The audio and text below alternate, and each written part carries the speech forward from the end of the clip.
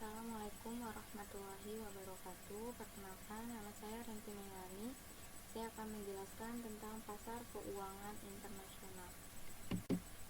Pengertian pasar keuangan internasional. Pasar keuangan internasional merupakan pertemuan antara pembeli dan penjual yang subjeknya adalah antar negara yang bersangkutan untuk memperdagangkan produk keuangan dalam berbagai cara, termasuk penggunaan bursa efek secara langsung antara penjual dan pembeli. Globalisasi pasar keuangan. Globalisasi berarti perpaduan atau integrasi dari pasar keuangan di seluruh dunia ke dalam suatu pasar keuangan internasional. Faktor-faktor yang mendorong terciptanya integrasi pasar keuangan adalah: 1. Deregulasi atau liberalisasi pasar dan aktivitas peserta pasar pada pusat keuangan utama. 2.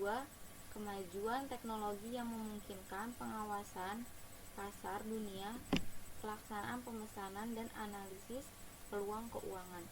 3. Peningkatan institusionalisasi pasar keuangan. Pengelompokan pasar modal dunia. Dari sudut pandang suatu negara, pasar keuangan dapat dikelompokkan sebagai berikut. 1. Pasar internal. Pasar internal disebut juga pasar nasional. Pasar ini dibedakan menjadi pasar domestik. Pasar domestik merupakan pasar di mana perusahaan-perusahaan penerbit sekuritas berdomisili di negara tersebut. Pasar asing adalah pasar di mana dilakukan jual beli sekuritas dari perusahaan yang tidak berdomisili di negara tersebut. 2. Pasar eksternal disebut juga dengan pasar internasional.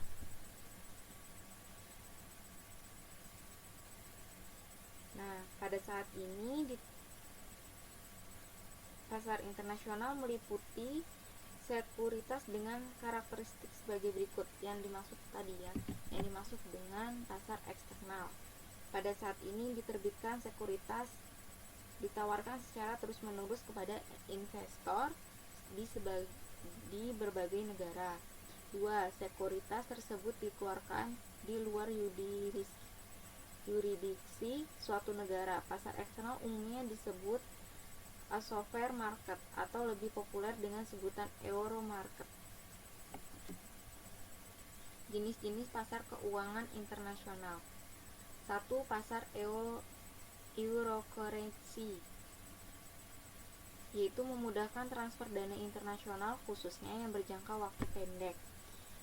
Dalam pasar ini, bank-bank komersial memakai perantaran 1. Penerima deposito berjangka pendek dalam berbagai mata keuangan, kemudian memanfaatkan dana ini untuk disalurkan dalam kredit yang berjangka pendek juga. Biasanya transaksi dilakukan dalam kategori perdagangan besar dengan nilai transaksi yang besar. Deposan dan peminjaman utama dalam pasar ini adalah perusahaan besar dan lembaga pemerintah. Volume transaksi Eurocurrency dalam suatu area tertentu biasanya tergantung pada besar kecilnya tingkat bisnis dalam area tersebut. Yang kedua, perkembangan pasar Eurocurrency. Diawali perusahaan-perusahaan multinasional dapat memperoleh dana dan institusi keuangan luar negeri. Yang kedua, peran perantaran keuangan internasional muncul pada tahun 1960-an sampai dan 1970-an. Seiring dengan gencarnya perusahaan multinasional melakukan ekspansi, hal ini mendorong munculnya pasar euro-dolar atau dikenal dengan pasar Eurocurrency. Pasar euro-dolar tercipta karena korporasi-korporasi mendepositokan dolar, meminjamkan dolar tersebut kepada korporasi-korporasi lain yang berbasis di Eropa. Atau euro-dolar adalah dolar yang didepositokan pada bank-bank Eropa. Karena dolar digunakan secara luas bahkan oleh negara-negara lain sebagai medium pertukaran, pertumbuhan dolar di Eropa secara berlangsung terus menerus deposito dolar yang ditempatkan pada bank-bank Eropa dan benua-benua lain kemudian dikenal dengan nama euro-dolar. Pertumbuhan pasar euro-dolar sebagian disebabkan oleh regulasi yang muncul pada tahun 1968 yang membatasi bank-bank Asia untuk memberikan pinjaman kepada pihak-pihak luar negeri.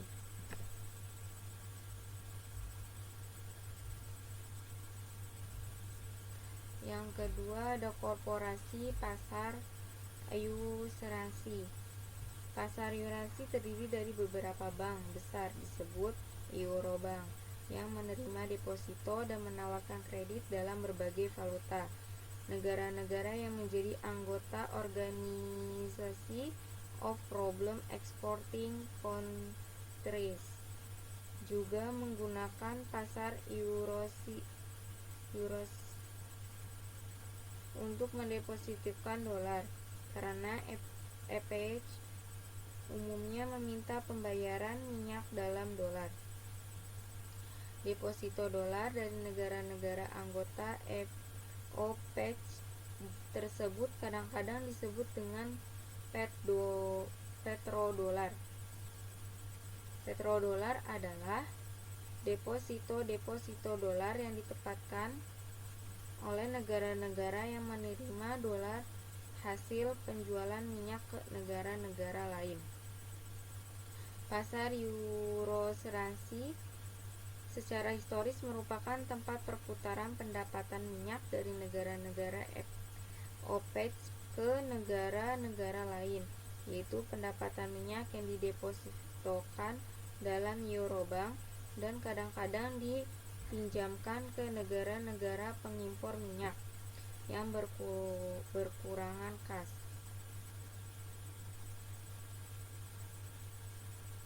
Sejalan dengan bertambahnya peminatan minyak dari negara-negara pengimpor minyak, dana-dana tersebut sekali lagi dipindahkan ke negara-negara pengekspor minyak yang selanjutnya muncul dan deposito-deposito baru. Proses perputaran ini telah menjadi sumber dana yang penting bagi sejumlah negara.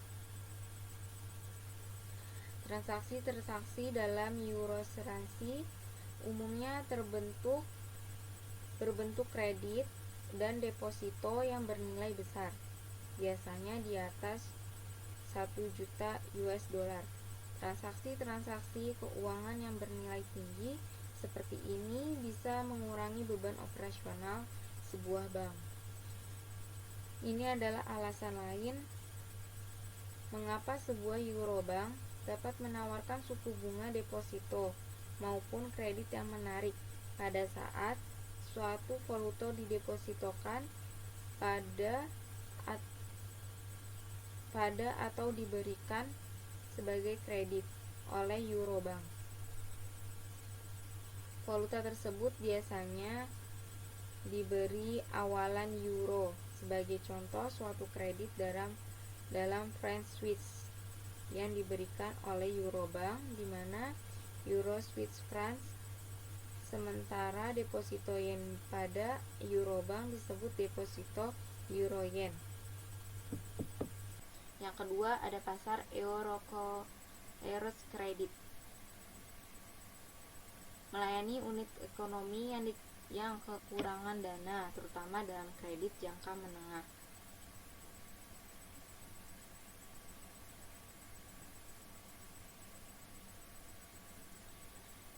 Syarat pinjaman jangka menengah biasanya lebih dari 1 tahun dan masa jatuh tempo umumnya 5 tahun. Perbedaan utama antara kredit di pasar Eukredit dan Eukrosery adalah pada jangka waktu kreditnya. Bank-bank komersial yang berperan aktif dalam pasar Eurosery sebagai lembaga perantaran juga dapat bermain di pasar Eukredit. Yang ketiga ada pasar Eurobond, memudahkan transfer dana jangka panjang dari pihak yang kelebihan dana kepada yang kekurangan dana. Dengan kata lain, pasar Eurobond mengisi kekosongan penyediaan dana jangka panjang yang tidak dapat diberikan oleh pasar Eurasuransi dan Eukredit. Beberapa bank komersial berpartisipasi dalam pasar ini dengan membeli Eurobond atau obligasi sebagai investasi. Tugas utama bank ini adalah melayani perusahaan besar dan pemerintah dalam memasarkan obligasi. Biasanya bank-bank ini menempatkan Eurobond bersama lembaga investor seperti perusahaan asuransi, dana pensiun, dan bond mutual funds. Yang keempat, ada dolar ASEAN, tumbuh untuk mengakomodasi kebutuhan dari perusahaan-perusahaan yang menggunakan dolar dan sejumlah falas lain sebagai medium pertukaran bagi perdagangan internasional.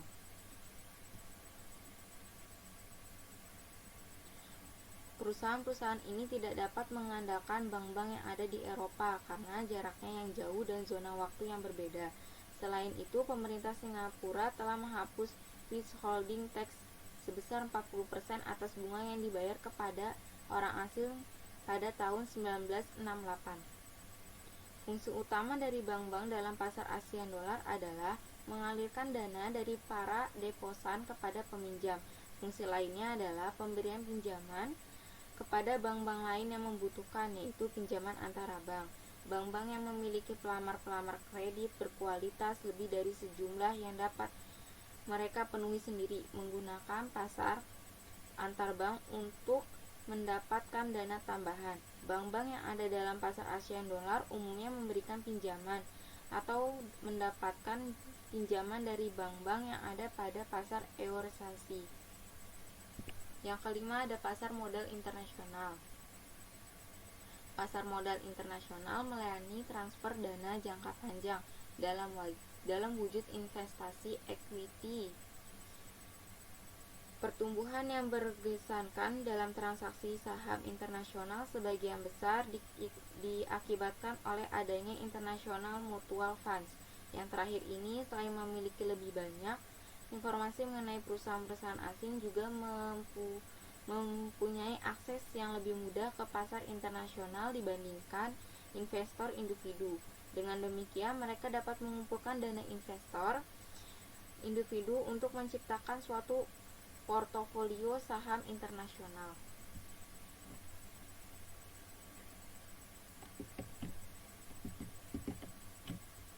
Yang keenam, itu ada pasar security swap, futures, options, dan forward. Transfer dana internasional dalam pasar keuangan internasional seringkali menempatkan para pelaku ekonomi dalam kondisi mudah, menderita risiko falas, risiko suku bunga, ataupun risiko suku bunga. Risiko ini dalam praktik dapat diminimalisir melalui pasar security swap, future, options, dan forward. Para pelaku ekonomi menggunakan pasar-pasar ini untuk melakukan spekulasi dan berjaga-jaga. Bank-bank komersial dan perusahaan sekuritas merupakan perantaraan utama dalam pasar swap. Perusahaan sekuritas mengenai transaksi future dan options. Peranan pasar modal dalam bisnis internasional. Pasar modal merupakan sarana pendanaan bagi perusahaan maupun institusi lain, misalnya pemerintah, dan sebagai sarana bagi kegiatan berinvestasi. Dengan demikian, ia memfasilitasi berbagai sarana dan prasarana kegiatan jual beli dan kegiatan terkait lainnya. Pasar memiliki peran penting bagi perekonomian suatu negara karena menjalankan dua fungsi. Fungsi yang pertama yaitu fungsi ekonomi. Fungsi ekonomi meliputi menyediakan fasilitas atau wahana yang mempertemukan dua kepentingan, yaitu pihak yang memiliki kelebihan dana atau investor dan pihak yang memerlukan dana atau issuer. Memfasilitaskan secara langsung bagi para pemilik modal guna berpartisipasi dalam meraih keuntungan berinvestasi. Memfasilitasi para pengusaha atau perusahaan publik dalam mendapatkan tambahan modal untuk menstabilkan tingkat likuiditas perusahaannya melalui penjualan efek saham, prosedur IPO atau efek utang. Dan yang terakhir, memfasilitasi upaya berbagai perusahaan guna kemampuan keuangan perusahaan dalam ekspansi usaha. Selanjutnya yaitu fungsi keuangan. Fungsi keuangan, sarana bagi pemilik untuk memperoleh imbalan dengan cara berinvestasi pada instrumen keuangan seperti saham, obligasi, reksadana, dan lain-lain. Dengan demikian, perusahaan atau masyarakat dapat menempatkan dana yang dimilikinya sesuai dengan karakteristik keuangan dan risiko masing-masing. Instrumen pasar modal mempunyai peran penting dalam kegiatan ekonomi secara makro. Pesan, pasar modal dapat berperan sebagai alat untuk mengalokasikan sumber daya ekonomi secara optimal. Perusahaan yang memerlukan dana memandang pasar modal sebagai suatu alat untuk memperoleh dana yang lebih menguntungkan jika dibandingkan dengan modal yang diperoleh dari sektor perbankan. Modal yang diperoleh dari permodalan selain mudah cara memperolehnya, biaya untuk memperoleh tersebut juga relatif lebih murah. Sementara itu, peran pasar modal pada suatu negara adalah sebagai berikut, yaitu sebagai fasilitas dalam melakukan interaksi antara pembeli dan penjual untuk menentukan harga atau surat berharga yang diperjualbelikan. Yang kedua, ada pasar modal memberikan kesempatan kepada investor untuk memperoleh hasil return yang diharapkan. Keadaan tersebut akan mendorong perusahaan untuk memenuhi keinginan para investor. Pasar modal menciptakan peluang bagi perusahaan untuk memuaskan keinginan para pemegang saham melalui kebijakan dividen dan stabilisasi harga sekuritas yang relatif normal. Yang ketiga, ada pasar modal memberi kesempatan kepada investor untuk menjual kembali saham yang dimilikinya atau surat berharga lainnya. Dengan beroperasinya pasar modal, para investor dapat melikuidasi surat berharga yang dimilikinya tersebut setiap saat. Pasar modal. Yang keempat, pasar modal menciptakan kesempatan kepada masyarakat untuk berpartisipasi dalam perkembangan suatu perekonomian. Masyarakat umum mempunyai kesempatan untuk mempertimbangkan alternatif cara penggunaan uang mereka. Yang terakhir, pasar modal mengurangi biaya informasi dan transaksi surat berharga bagi para investor. Keputusan investasi harus didasarkan pada tersedianya informasi yang akurat dan dapat dipercaya. Pasar modal dapat menyediakan kebutuhan terhadap informasi bagi para investor secara lengkap, yang apabila tersebut dicari sendiri maka akan memerlukan biaya yang sangat mahal. Tujuan dibentuknya pasar modal nasional. Pada tahun 1977, pemerintah mengaktifkan kembali beroperasinya pasar modal dengan tujuan lebih memacu pertumbuhan ekonomi nasional. Mengaktifkan kembali tersebut dilandaskan oleh adanya kebutuhan dana pembangunan yang semakin meningkat melalui pasar modal. Dunia usaha akan dapat memperoleh sebagian atau seluruh pembiayaan jangka panjang yang diperlukan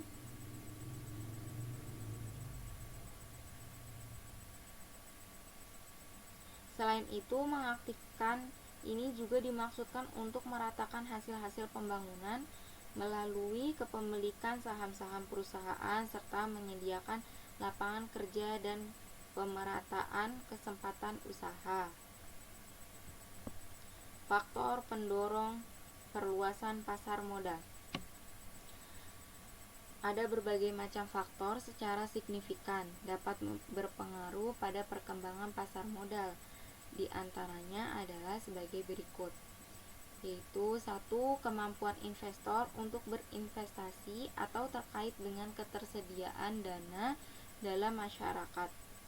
Yang kedua, kemauan investor untuk berinvestasi atau berhubungan dengan keberanian mengambil resiko. Yang ketiga, prospek dalam dunia usaha yang mendorong berbagai perusahaan untuk go publik. Yang keempat, berbagai kebijaksanaan pemerintah yang ditetapkan. Dalam suatu transaksi pasti diperlukan beberapa komponen agar dapat terlaksananya suatu transaksi secara sah dan legal.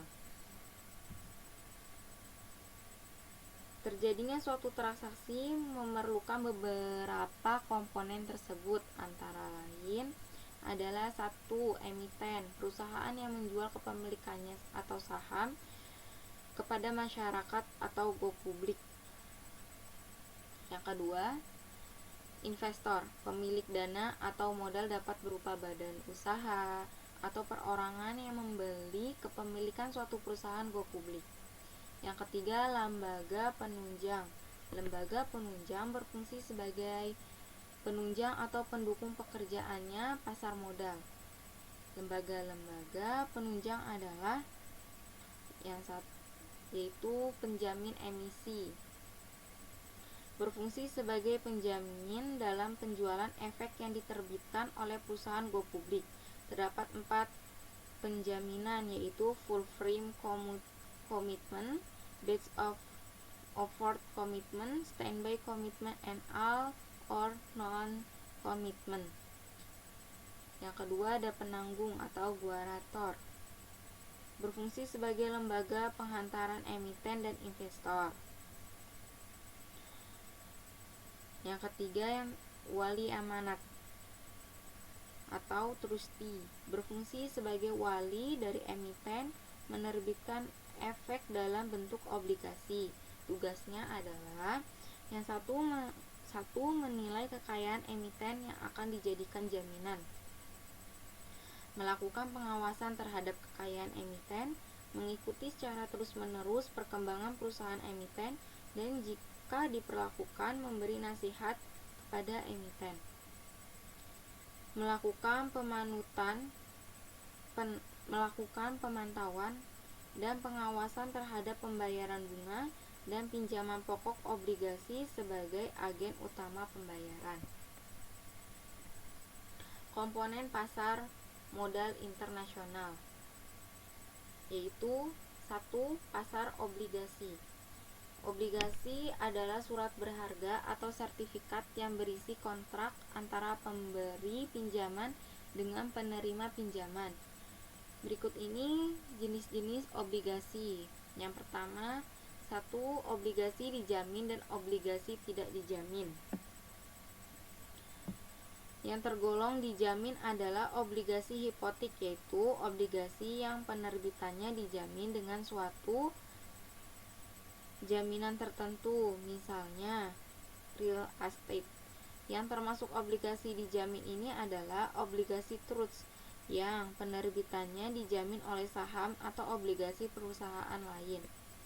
Sedangkan obligasi tidak dijamin adalah obligasi yang penerbitannya tidak dijamin dengan suatu jaminan. Obligasi ini sangat berisiko, sehingga apabila perusahaan menerbitkan obligasi jenis ini akan memberikan tingkat hingga yang tinggi dalam rangka untuk menarik minat calon investor.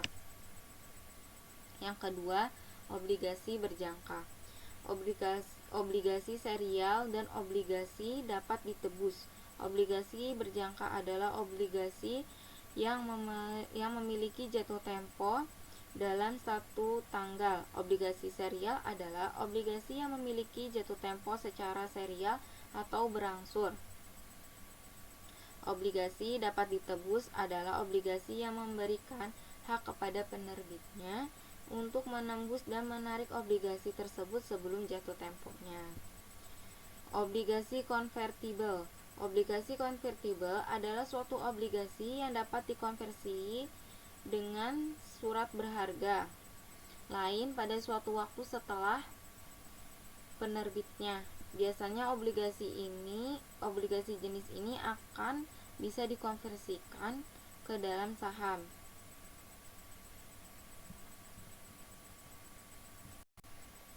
Yang keempat ada obligasi terdaftar dan atas unjuk. Obligasi terdaftar adalah obligasi yang diterbitkan atas nama pemilik.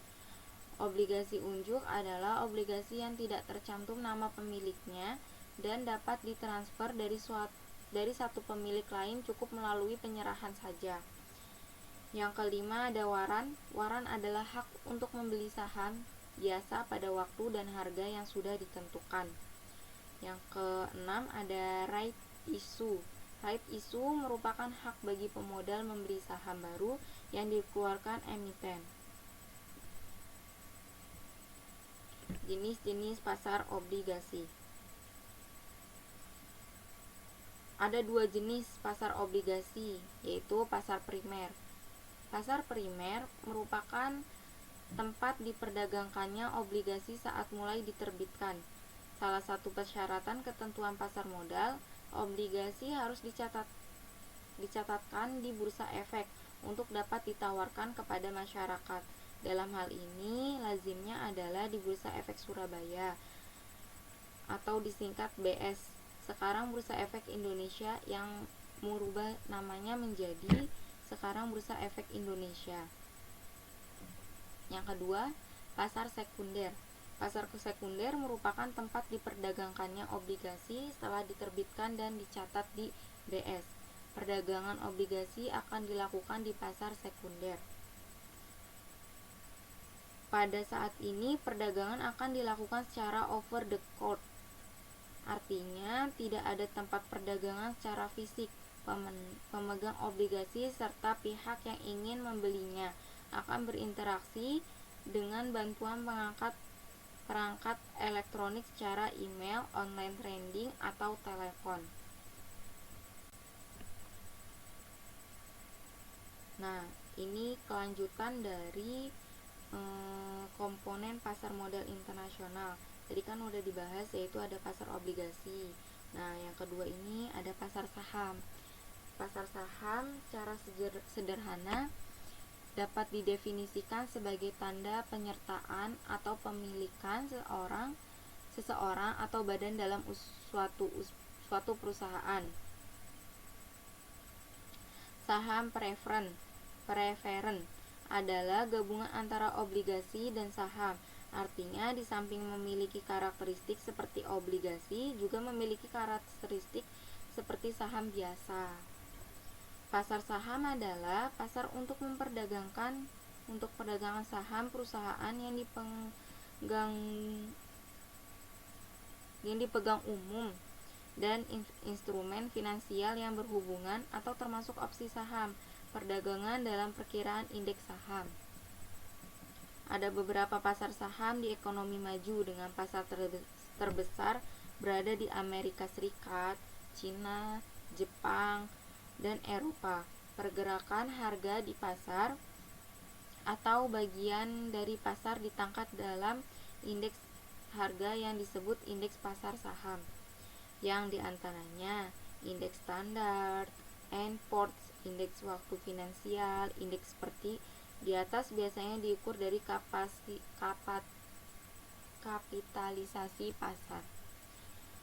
Nah, yang ketiga ada valuta asing. Pasar valuta asing atau disingkat falas merupakan suatu jenis perdagangan atau interaksi yang memperdagangkan mata uang suatu negara terhadap mata uang negara lainnya, atau pasangan mata uang atau pair, yang melibatkan pasar uang utama di dunia selama 24 jam secara berkesinambungan. Terdapat dua nilai tukar. Dalam pasar valuta asing terdapat dua nilai tukar, yaitu nilai tukar langsung, yaitu harga mata uang asing dilihat dari mata uang negara tersebut. Yang kedua, nilai tukar tidak langsung, yaitu harga mata uang negara tersebut dilihat dari mata uang asing.